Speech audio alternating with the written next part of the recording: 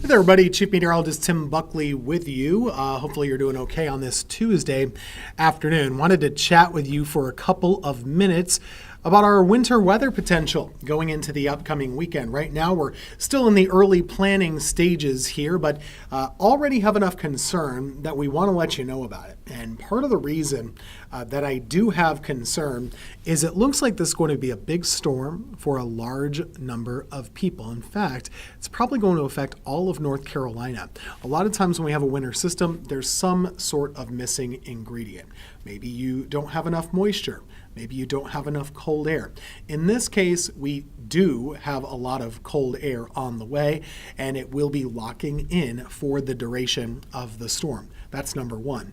Number two, we have a steady supply of moisture that's going to continue to create precipitation over the weekend. To be clear, we're talking about Saturday into Sunday, both of those days having high impact of winter weather. So let's start to talk about this now. We are issuing what we call a weather impact alert. That means that it's weather that's going to impact your life. And in this case, it could be in a bad way. I know a lot of times winter weather can be fun and exciting, but other times it can be dangerous and it can be concerning. I tend to think this is one of those times where this is more on the dangerous side of things. So the timing right now, we're going to fine tune that as we work our way through this over the next couple of days. But it looks to me like starting sometime on Saturday, lasting sometime into Sunday. This could be about a 24 to 36 hour event with a mixed bag of snow, sleet, and freezing rain. All three of those are possible in our area. Remember, we cover a good chunk of central North Carolina and the Piedmont Triad, of course. So all three of those are possibilities during the weekend. Now, snow, a little bit more likely the farther north that you go. Ice, a little more likely the farther south that you go. What you need to be doing right now is very simple. Just be paying attention to the forecast as we go along. Have yourself a plan. Now, you might not have that plan finished up right now. That's okay. But being informed of the forecast, knowing the risks, and then putting together a plan that's going to put you and your family in a good shape to ride this thing out all right, that's setting yourself up to succeed. The main things to consider when we're talking about a plan: how do you deal with being stuck in the house for a couple of days because of snow? Or how do you deal with being stuck in the house without power because you got a lot of ice for a couple of days? What do you do about heat? What do you do about supplies? All of those things are questions that we have to ask ourselves when it comes to winter weather. So a couple of things we can talk about here as we work our way through this next 10 minutes or so together. Simply put, a winter storm is pretty darn likely Saturday into Sunday for North Carolina. Now, of course, we have to iron out the finer details, but whether we're talking about 4 inches of snow with a lot of ice, 8 inches of snow with a little less, there's a high potential with this system. A lot of the computer models are spitting out about 1 to 1.5 inches of water. When I say that, that's kind of your available moisture. Typically, an inch of water equals 10 inches of snow. So there's a lot to work with here. So there's a high impact potential of the snow, sleet, or ice. The start time, as I said, it varies based on what data we're looking at, but sometime on Saturday morning or afternoon, both possibilities. Ending sometime on Sunday. That could be afternoon or it could be evening. All of those are still options as well. Bottom line, dangerous travel and power problems. They could be long lasting. And that's something that we're going to want to consider and take into account.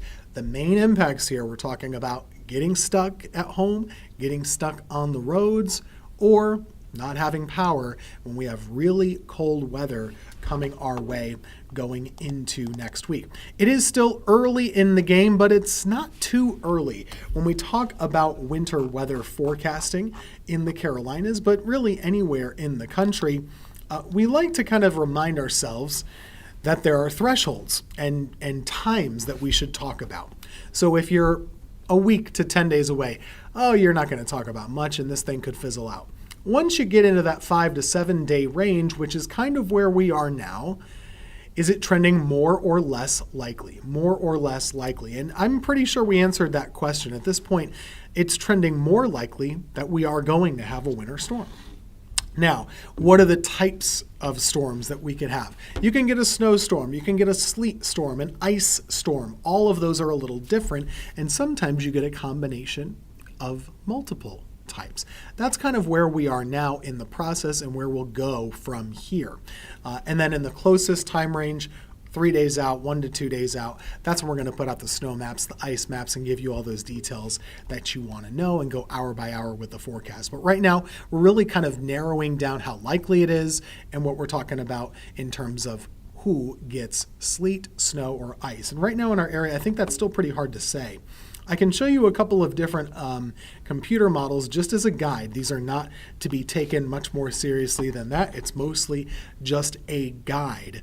But as we take a look here, this is our European computer model, which does tend to be one of the more accurate ones. Now, during the day on Friday, it's giving us a little potential of having a little bit of rain, maybe even mixing with some wintry precipitation. I am not going to focus on that. I don't think that's a big problem, and it's not something we're going to talk about all that much. However, when we do look at the model, what it's starting to show us is that in its opinion, it's more of a delayed start on Saturday, which is to say Saturday morning would still be your chance to kind of get things taken care of around the area. But by Saturday afternoon and evening, you want to be at home and probably stay home. This is when it has a heavy thump of snow around our area. I'll rewind it back. You see right here, that darker shade of blue, that's a really heavy snow band that it's putting over us. Now, this pinkish color, what does that mean? A pinkish color indicates mixed precipitation. In this case for us, Sunday morning, it would probably be sleet mixing in with snow.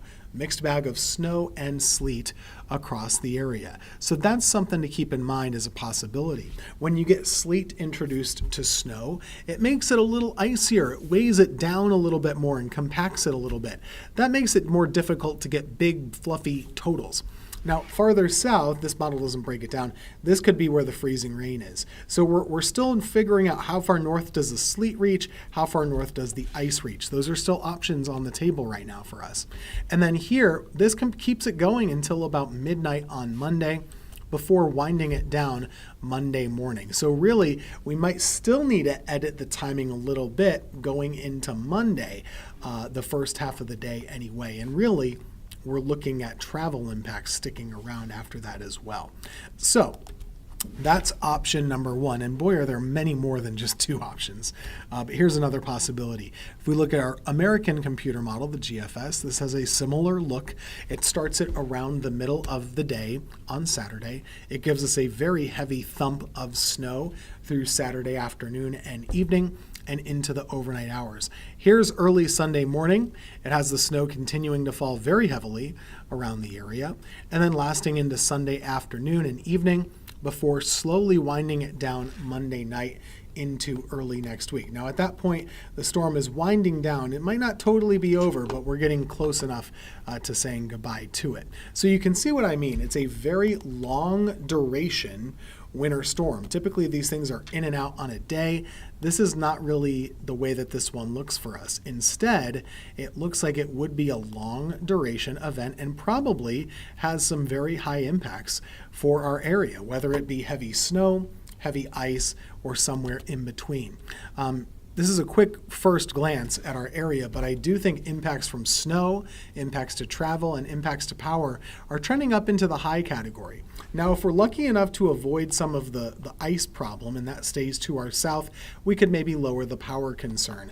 But the combination of snow and sleet and ice, I'm concerned about people losing power.